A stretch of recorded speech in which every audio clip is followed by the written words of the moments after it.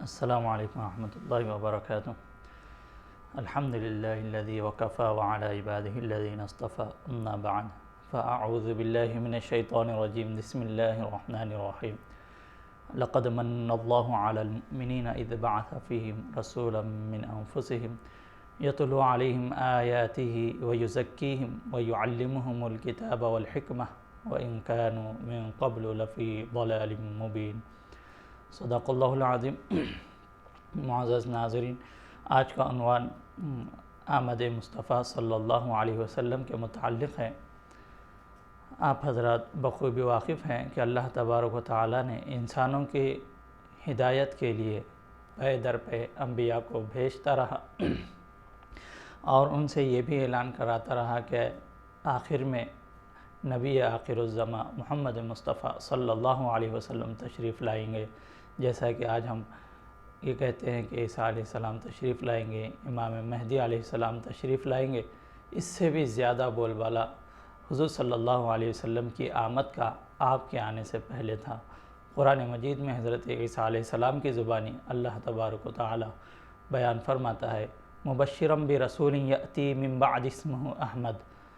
کہ میرے بعد میں خوشخبری دیتا ہوں تمہیں کہ میرے بعد ایک رسول آئیں گے جن کا نام احمد ہوگا۔ تو جس طرح ایک نبی آتے، لوگوں کی ہدایت تبلیغ فرماتے، پھر اس کے بعد چند لوگ ایمان لائے، پھر ان کے بعد والے پھر گمراہ ہوتے چلے جاتے ہیں، تو پھر اللہ تبارک و تعالیٰ پھر سے نبی بھیجتے ہیں۔ اس حساب سے اگر دیکھا جائے تو آخری حضور صلی اللہ علیہ وسلم سے پہلے جو آخری نبی تھے وہ حضرت عیسیٰ علیہ السلام تھے، اور عیسیٰ علیہ السلام کے ماننے والوں کو کرسچن، عیسائی کہا جاتا ہے۔ تو وہ لوگ حضور صلی اللہ علیہ وسلم کی آمد سے پہلے اگر حق پر تھے تو وہ لوگ تھے۔ اسی لیے یمن میں چند عیسائیوں کو یعنی مسلمانوں کو گڑھا کھود کر وہاں کے بادشاہ، وہاں کی حکومت گڑھا کھود کر اہل حق کو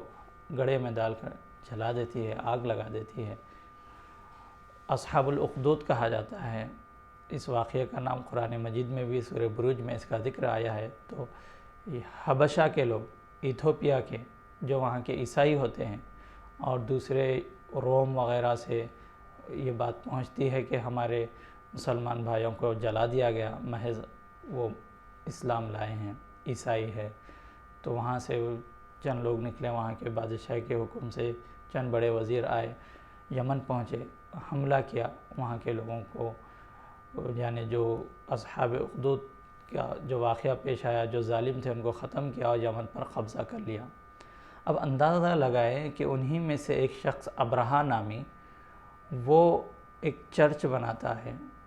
کلیسا بناتا ہے، عبادت گاہ بناتا ہے عیسائیوں کی، اور یہ چاہتا ہے کہ سب اس کے گھر کی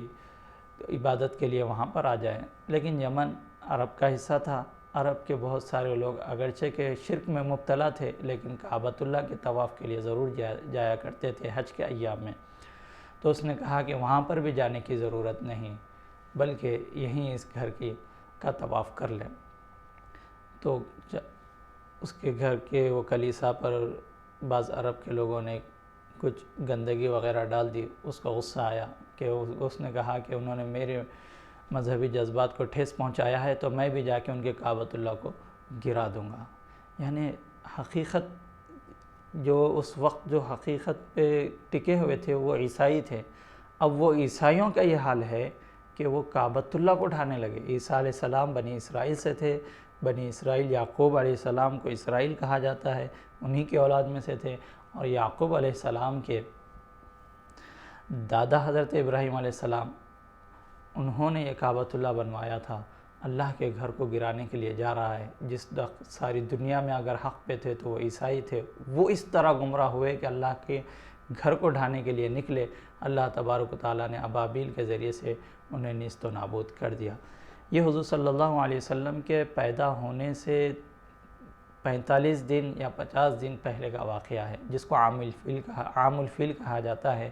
ہاتھیوں کا سال، جس کے اندر جو ہاتھی جیسے بلڈوزر سے بلڈنگ گرایا جاتا ہے، ہاتھیوں کے ذریعے سے کعبۃ اللہ کو ڈھانے کے لیے ابرہہ نکلا تھا۔ تو یہ نبی کی آمد سے پہلے چند ایسے واقعات ہوتے ہیں، جیسے بارش ہونے سے پہلے بادل آتی ہے، ٹھنڈی ہوائیں آتی ہے، جس کو ارحاس کہا جاتا ہے، تمہید کے معنوں میں ہوتا ہے، ارحاس کہا جاتا ہے۔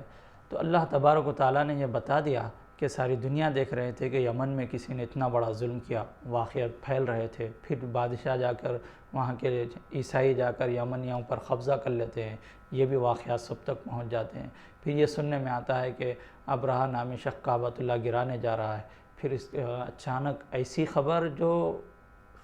خلاف عادت ہے کہ پرندے آ کر اس کی قوم کو ختم کر دیتے ہیں، اس سپر پاور کو تباہ کر دیتے ہیں۔ تو یہ واقعہ اور تیزی سے پھیلنے لگا، ساری دنیا میں پھیلنے لگا، لوگ ہیبت کھانے لگے، سب سے زیادہ عیسائی ڈرے، کیونکہ وہ جو ابھی تو حق سے گمراہی کی طرف جا رہے تھے وہ بالکل سنبھلنے لگے۔ یہی وجہ ہے کہ حضور صلی اللہ علیہ وسلم سب سے پہلے ہجرت کا حکم مسلمانوں کو حبشہ کی طرف بھیجایا، جو وہاں کا بادشاہ تھا وہ حق پرست تھا، جس نے ایمان بھی لایا تھا۔ یہ اللہ تبارک و تعالیٰ کی عادت ہے کہ اللہ تبارک و تعالیٰ نے ایک کرشمے کے ذریعے، معجزے کے ذریعے سے ان کو ختم کر دیا تو لوگوں کے دلوں میں ایک ہیبت بڑھ گئی، لیکن اللہ تبارک و تعالیٰ نہ جاننے والے یا جان کر بدمعاشی کرنے والے ان کو تباہی کرنا نہیں چاہتا تھا، بلکہ ان کو سدھارنا چاہتا تھا۔ اس لیے حضور صلی اللہ علیہ وسلم کی اس دنیا میں آمد ہوئی، اور قیامت تک کے لیے آپ ہی آخری نبی بن کر آئے، اور ہر خطے، ہر ملک، ہر جگہ کے لیے آپ ہی نبی بن کر آئے۔ اللہ تبارک و تعالیٰ نے آپ کے ذریعے سے انسانوں کو ہدایت دی اور اپنے بندے خاص عبد کامل کو بھیجا اور رحمت للعالمین بنا کر بھیجا تھا۔ اس لیے حضور صلی اللہ علیہ وسلم ابابیل کی طرح کسی کو عذاب دینے کے لیے نہیں، بلکہ خوشخبری سنانے اور ایمان نہ لانے کی وجہ سے عذاب کی بھی خبر سنانے والے بن کر آئے، مبشرا و نذیرا، خوشخبری بھی دینے والے اور ڈرانے والے بن کر آئے۔ یہ حضور صلی اللہ علیہ وسلم کی آمد تھی اس دنیا میں۔ اللہ تبارک و تعالیٰ نے فرمایا لقد من اللہ علی المؤمنین، بے شک اللہ تعالیٰ نے مؤمنین پر احسان کیا، اذ بعث فیہم رسولا من انفسہم، انہی میں سے رسول کو بھیج کر، وہ رسول 4 چیزیں ہم کو سکھاتے ہیں، یتلو علیہم آیاتہ، اللہ کی آیتوں کی تلاوت کرتے ہیں، یعنی قرآن کی تلاوت کرنا یا اس کا حفظ کرنا، ویزکیہم، اور ان کو پاک کرتے ہیں، ان کے اخلاق سنوارتے ہیں، ویعلمہم الکتاب، اور کتاب کی تعلیم دیتے ہیں، چاہے وہ عالم کورس کے ہیں یا کسی بھی طریقے سے، والحکمہ، اور حکمت کہتے ہیں کہ ایک شخص کسی کی، یعنی ڈاکٹر کسی کو کچھ بھی دیتا ہے تو اس کو بھی حکمت کہا جاتا ہے، کوئی گاڑی بنا دیتا ہے، کوئی بم بنا دیتا ہے، یعنی سائنس بھی اس کے اندر آ جاتی ہے، سب کچھ ہوشیاری، یؤتی الحکمت من یشاء ومن یؤت الحکمت فقد اوتی خیرا کثیرا، جس کو اللہ تبارک و تعالی حکمت عطا کر دے اس کو ہر قسم کی بھلائی عطا کر دیتا ہے۔ تو حکمت کی بھی تعلیم حضور صلی اللہ علیہ وسلم نے دی۔ تو اللہ تبارک و تعالیٰ نے نبی کے ساتھ 4 مقاصد دے کر بھیجا، کہ ایک ہے آیتوں کی تلاوت کرنا، یہ کسی کافر سے نہیں ہو سکتا، اور اخلاق کو سنوارنا، یہ اسلام ہی سب سے بہتر طریقے سے سنوار سکتا ہے، وَيُعَلِّمُهُمُ الْكِتَابَ، اور کتاب کی تعلیم یہ بھی اسلام ہی تو ہی دے سکتا ہے، والحکمہ، یہ دوسروں کے پاس بھی ہو سکتی ہے، لیکن مسلمان کے پاس جب یہ 4 چیزیں ایک جگہ جمع ہو جاتی ہے، جس طرح صحابہ میں تھی تو یہ لوگ سپر پاور تھے۔ آج ہمارے پاس کچھ ہے تو کچھ نہیں، کچھ ہے تو کچھ نہیں، کسی کو پکڑ رہے تو دوسرا چھوٹ رہا ہے، اس وجہ سے ہم مغلوب ہوتے جا رہے ہیں۔ ان 4 چیزوں کو مد نظر رکھے، جس کو خدا نے یہ فرمایا کہ رسول کے ساتھ میں نے 4 چیزیں بھیجی ہیں، تو یہ 4 چیزیں اپنانے والے ہمیشہ سرخرو رہیں گے، سپر پاور رہیں گے، انتم الاعلیٰ، تم ہی سر بلند رہیں گے، کنتم خیر امت، بہترین امت رہیں گے۔ یہ چیزیں آمد مصطفیٰ کے ساتھ اللہ تبارک و تعالیٰ نے 4 چیزیں بھیجی، اس کو اپنا کر رہیں گے تو زندگی ہماری اجتماعی، انفرادی، ہر طریقے کی خوشگوار رہے گی۔ اسی میں کامیابی چھپی ہوئی ہے، اسی پر عمل کرنا چاہیے۔ صلی اللہ تعالی علی خیر خلقہ محمد وعلی آلہ وصحبہ اجمعین، والحمد للہ رب العالمین۔